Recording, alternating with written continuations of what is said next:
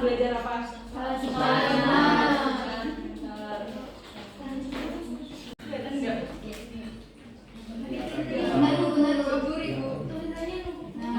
Oke.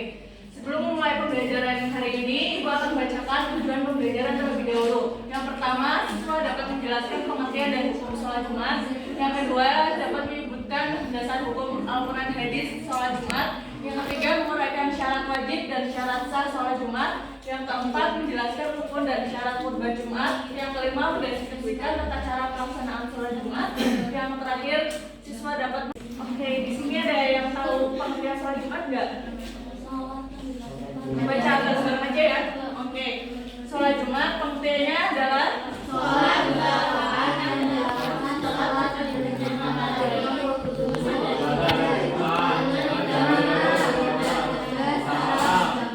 ya betul. Jadi sholat Jumat itu khusus pada hari Jumat aja dan dilakukan pada waktu sholat zuhur tapi bukan termasuk sholat zuhur.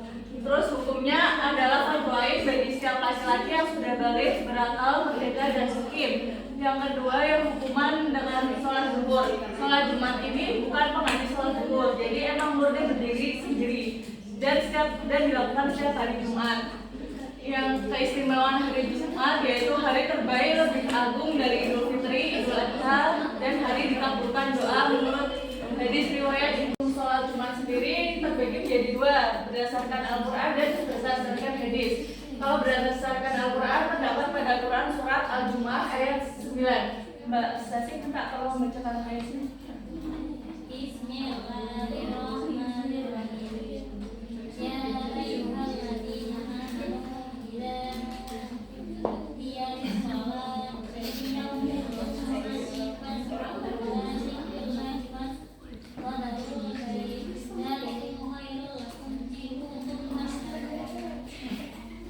Oke, yang artinya hai orang-orang beriman, apabila disuruh untuk menunaikan sholat Jumat, segeralah mengingat Allah dan tinggalkan jual beli. Kemudian ada hadis menurut An-Nasai dan Abu Dawud yang artinya pergi menunaikan sholat Jumat wajib bagi semua laki-laki yang sudah memasuki usia balik. Selanjutnya ada hadis menurut 5 imam hadis yang artinya siapapun yang meninggalkan sholat Jumat 3 kali berturut-turut dengan perasaan remeh, maka Allah akan menjadikan kebiasaan itu berada dalam hatinya. Berarti di sini kita dapat menyimpulkan bahwa sholat Jumat itu penting dan wajib bagi orang laki-laki yang sudah balik. Adapun yang masih anak-anak ikut mengikuti sholat Jumat itu masih sebatas belajar aja ya, dan mengenalkan sholat Jumat kepada anak-anak yang masih kecil.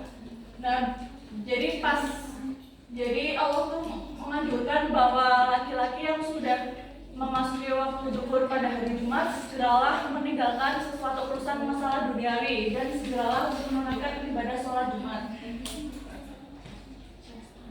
Adapun syarat wajib dan syarat sahnya. Syarat wajib terbagi menjadi 7. Yang pertama Islam. Jadi seorang muslim laki-laki wajib menggunakan ibadah sholat Jumat. Yang kedua merdeka. Mungkin di zaman sekarang sudah tidak ada budak ya, sudah merdeka semua. Yang ketiga adalah balik atau sudah dewasa menurut syariat Islam. Yang keempat ada berakal. Yang kelima laki-laki. Yang keenam adalah sehat jasmani dan rohani. Yang terakhir adalah menetap atau mukim. Di sini para musafir boleh tidak melaksanakan sholat Jumat asal berpergiannya jauh ya, enggak yang antar desa atau antar kota.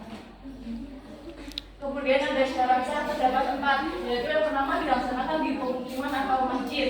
Yang kedua berjamaah minimal 4 orang termasuk imam. Di sini tuh ada beberapa menurut imam yang kita kan mayoritas menganut mazhab Syafi'i ya, Imam Syafi'i. Nah, berdasarkan mazhab Imam Syafi'i ini jamaah untuk sholat Jumat minimal 40 orang. Terus yang ketiga dilaksanakan pada waktu zuhur, berarti kalau dilaksanakan pada asar nggak boleh. Yang terakhir tidak ada 2 sholat Jumat dalam satu tempat di waktu yang sama. Misalnya kalau di suatu kampung kan antar gang kan biasanya ada musola A dan B gitu. Jadi kita tuh nggak boleh menekankan musola gang ini sholat Jumat, musola B sholat Jumat nggak boleh, harus ada biasanya di masjid, disatukan di masjid kita. Misalnya ada khutbah Jumat, di sini ada syarat khutbah. Yang pertama adalah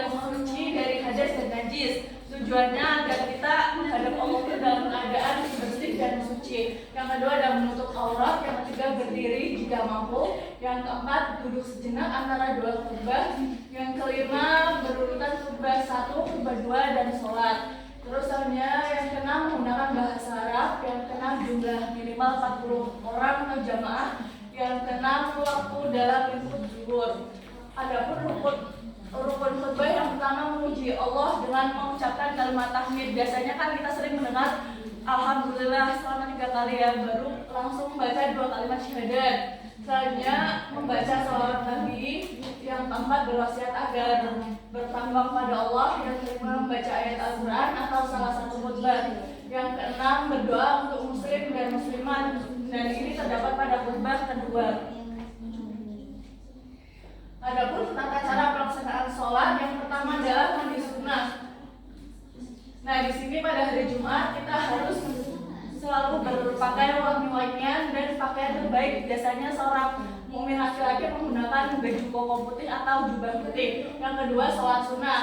Dianjurkan pada sholat Jumat ini kita harus sholat tahiyatul masjid sebelum melaksanakan sholat Jumat. Yang ketiga, azan pertama dikumandangkan panjang seperti azan sholat fardu biasa. Yang keempat, azan kedua dan persiapan khatib. Bila membaca sholawat, khatib naik mimbar, azan yang kedua lebih pendek. Yang kelima, 2 khutbah, di mana rukun dan syarat khutbah dipenuhi, duduk sejenak di antara keduanya. Yang keenam, sholat Jumat 2 rakaat berjamaah, bacaan dikeraskan dan dikomong lalu sholat. Yang ketujuh, ada zikir dan doa. Biasanya kita membaca surat Al-Ikhlas, Al-Falaq, dan An-Nas selama 3 kali lalu doa penutup. Nah, di sini ada pas sholat Jumat. Yang pertama, melatih kedisiplinan, di mana kita membiasakan datang tepat waktu, membentuk kepribadian disiplin dan dalam segala aspek kehidupan. Yang kedua, ada tanggung jawab. Kita memenuhi tanggung jawab untuk melaksanakan sholat Jumat. Selanjutnya ada persatuan umat, di mana di masjid itu kan yang tadinya kita jarang ketemu, akhirnya ketemu dan akhirnya menjalin silaturahmi yang lebih lanjut. Terus yang selanjutnya penghapus doa sholat Jumat ke sholat Jumat berikutnya menghapus dosa diantaranya menurut hadis riwayat Muslim.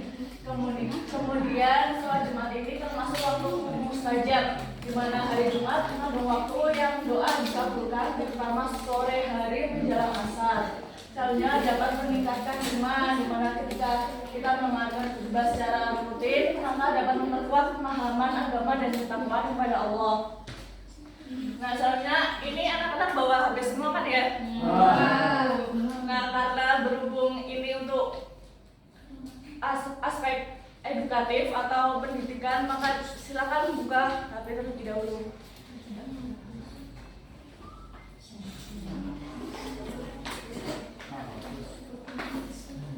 Di sini Ibu akan memberikan kuis di sini terlebih dahulu ya.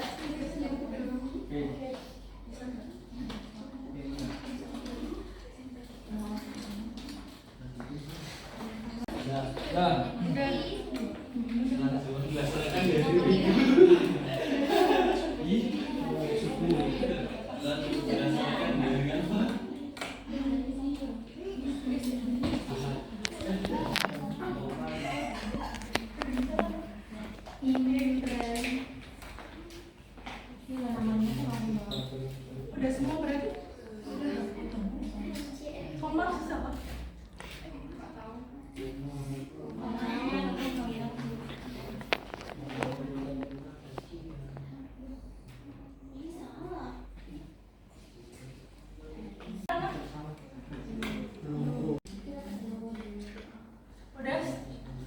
Udah semua anak-anak?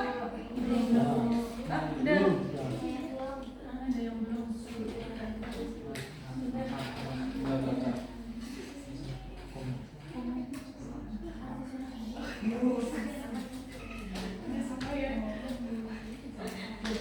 Mas, udah. Oke, siapa yang di sini yang mendapatkan poin terbanyak? Umar. Tepuk tangan terlebih dahulu. Oke, selanjutnya terima kasih anak-anak sudah berpartisipasi. Selanjutnya kita akan membaca ringkasan atau kesimpulan. Yang pertama ada sholat Jumat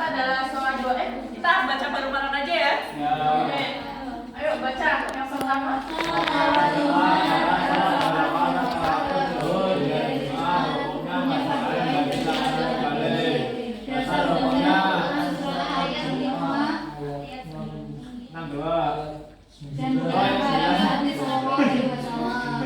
Syarat-syarat yang disukai, syarat sah mengakui keduanya harus dipenuhi. Buatlah menjadi syarat dan hukumnya wajib dipenuhi oleh khatib. Untuk pelaksanaan dan menunjukkan hikmah kebahagiaan muslim tanggung jawab masalah dan harus dosa. Oke, berarti anak-anak udah paham semua ya materi yang ibu jelaskan. Oke, kemudian ibu akan beri tugas. Silakan buka LKS halaman 17 sebagai tugas rumah ya. Depan dikumpulkan. Oke, terima kasih atas partisipasinya.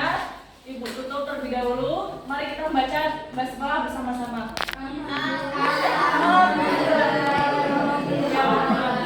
Ya, ibu tutup. Kurang lebihnya sekian. Mohon maaf. Wassalamualaikum warahmatullahi wabarakatuh. Waalaikumsalam warahmatullahi wabarakatuh.